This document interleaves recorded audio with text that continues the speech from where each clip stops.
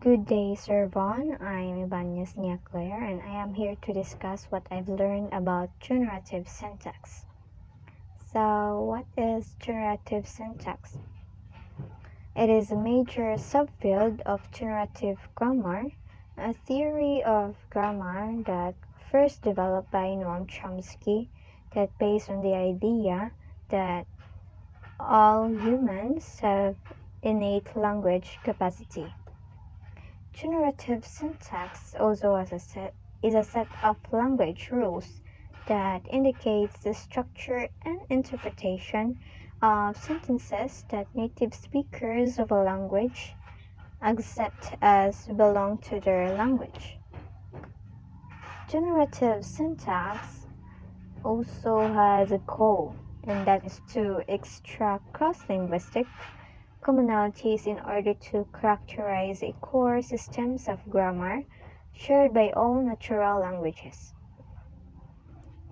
There are different kinds of rules in syntactic theories, and this determines how a word and language are put together to form longer units.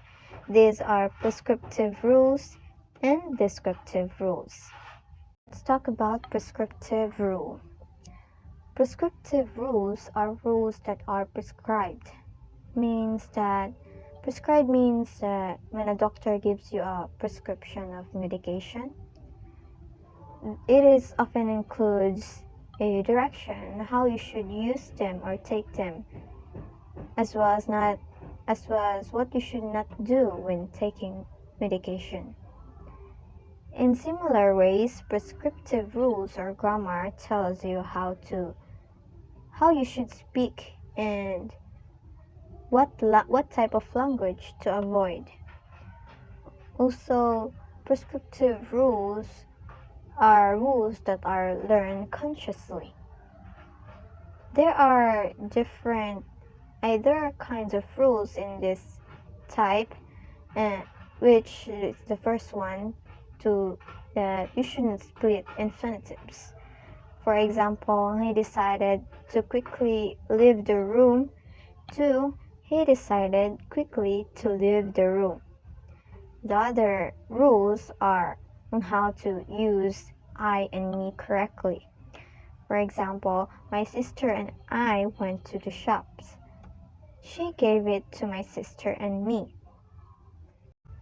Descriptive rule is by observing the regularities in a particular aspect in a language by looking at corpora of a speech or written language.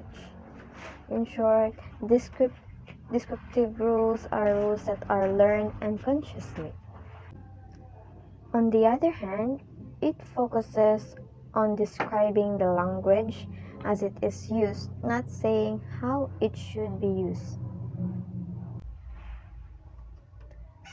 On constituency, sentences have an internal structure. Also, sentences being composed by a number of constituents. Constituents means words form groups, and this group of words form into larger groups, and that is called constituents. So, constituents are by forming a yes or no questions where the first auxiliary word after a certain group of words and move to the beginning. For example, the girl is tall. Is the girl tall? The girl can see the boy who is holding the plate. Can the girl see the boy who is holding the plate? And that is the example of forming a yes or no questions. Now let's move on to the last topic, constituent recursion.